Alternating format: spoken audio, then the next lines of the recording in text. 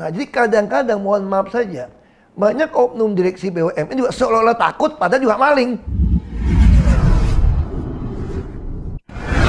Basuki Cahayapurnama yang akrab disapa Ahok dikenal jujur, tegas, dan tidak kenal kompromi.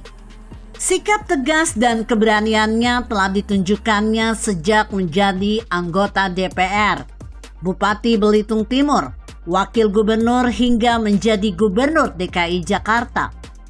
Ketika ditunjuk menjadi Komisaris Utama PT Pertamina Persero, Ahok tampaknya telah meninggalkan gaya koboi tersebut. Terbukti, ia tidak pernah berkomentar galak atau kasar seperti sebelumnya, meski tetap menggigit. Ahok memilih main cantik, membereskan masalah di Pertamina tanpa kegaduhan. Namun pada dialog yang disiarkan di kanal YouTube Panggil Saya BTP, gaya koboi Ahok kambuh lagi. Kemarahannya muncul gara-gara ia menemukan banyak kontrak bisnis di BUMN, termasuk Pertamina, yang merugikan perusahaan, tapi justru menguntungkan pihak lain. Yang membuat Ahok lebih kesal lagi, biasanya kontrak-kontrak semacam ini tidak terlalu jadi masalah oleh Badan Pemeriksa Keuangan atau BPK. Ujungnya biasanya cuma jadi persoalan salah bayar atau kelebihan bayar sehingga terlindungi oleh oknum BPK. Di sisi lain, ia melihat kontrak yang merugikan di BUMN ini terjadi karena direksi yang bersangkutan biasanya diiming-imingi mendapat sesuatu. Misalnya jabatan di perusahaan swasta usai keluar dari perusahaan plat merah. Tidak heran banyak oknum direksi BUMN seolah-olah takut padahal juga maling. Kendati begitu, mantan Gubernur DKI Jakarta ini tidak menyebut kontrak apa yang dimaksud. Demikian pula dengan perusahaan negara yang dianggap memiliki kontrak yang merugikan tersebut. Ahok sampai buka-bukaan soal adanya potensi APBN yang tidak dapat terserap maksimal. Bahkan, ia mengungkit kembali pengalaman pribadinya ketika berurusan dengan BPK. Menurutnya, putusan BPK mengenai kerugian negara bersifat mutlak, tidak bisa mengajukan keberatan terhadap BPK. Lantaran Dewan Kehormatannya pun diisi oleh BPK.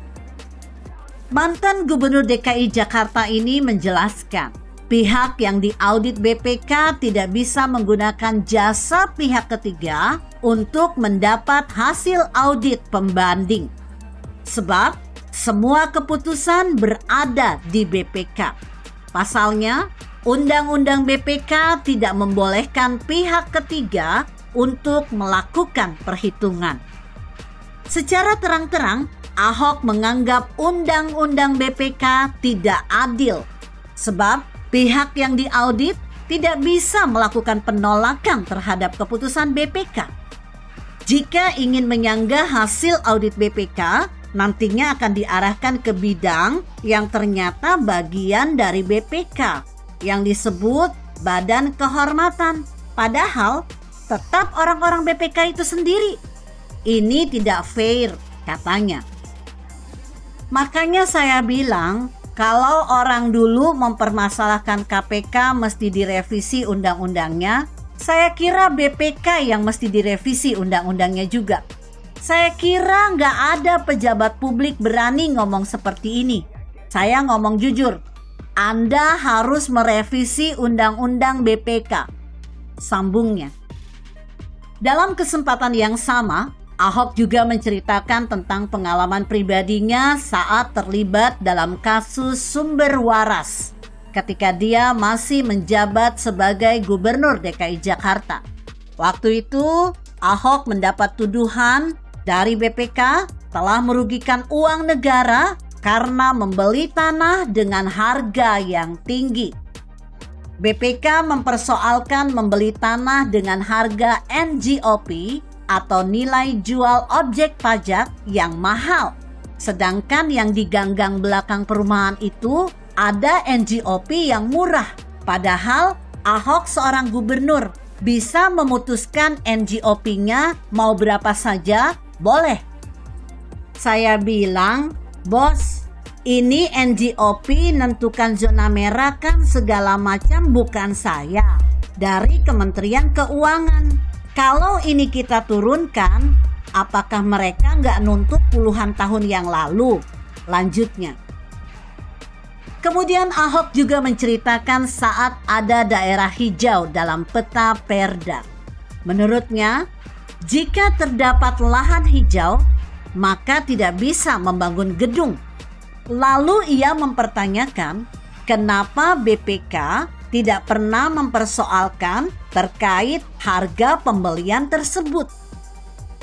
Selain itu, Ahok juga menyebut terdapat oknum BPK yang memiliki intensi lebih yang dibuktikan dengan beberapa oknum BPK sampai masuk penjara.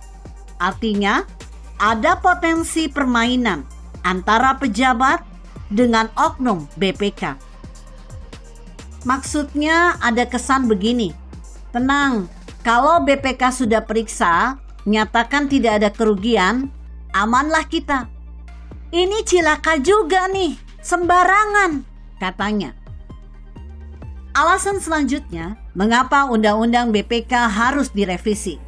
Karena seluruh kegiatan memiliki sangkut paut dengan BPK.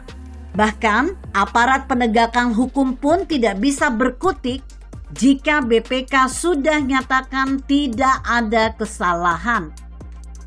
KPK atau siapapun, kalau BPK nyatakan tidak ada kerugian negara, amanlah Anda. Tapi bagaimana kalau BPK nyatakan ada kerugian? Selesailah kamu, terangnya. Hal ini pun membuat direksi BUMN atau pejabat ketakutan dalam mengeksekusi rencana bisnis baru. Karena jika di kemudian hari bisnis tersebut merugi, BPK bisa menganggap bahwa direksi yang memutuskan bisnis ini menyebabkan kerugian negara. Makanya, banyak pejabat lebih baik memilih tidak mau pegang proyek dan tidak mau pegang tanggung jawab karena takut nanti ditangkap. Akibatnya, banyak serapan anggaran yang berantakan. Sementara itu, staf khusus Menteri BUMN Arya Sinulinga menilai Ahok sebagai komisaris utama Pertamina belum memahami tentang 5 transformasi yang ada di BUMN.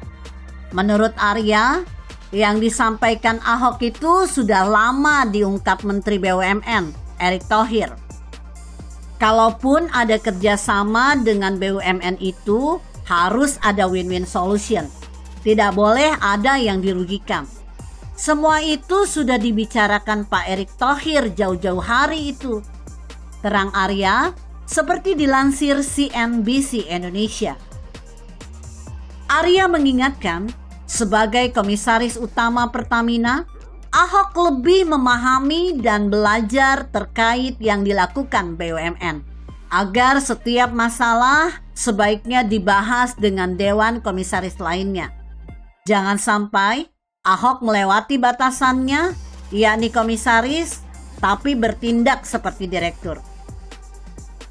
Jangan sampai Pak Ahok ini di Pertamina jadi komisaris merasa direktur gitu. Komisaris utama merasa direktur. Jangan, harus tahu batasan-batasannya, tandasnya. Begitu kira-kira. Bagaimana menurut Anda?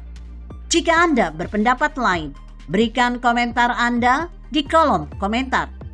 Saya Emma, Karisma 90.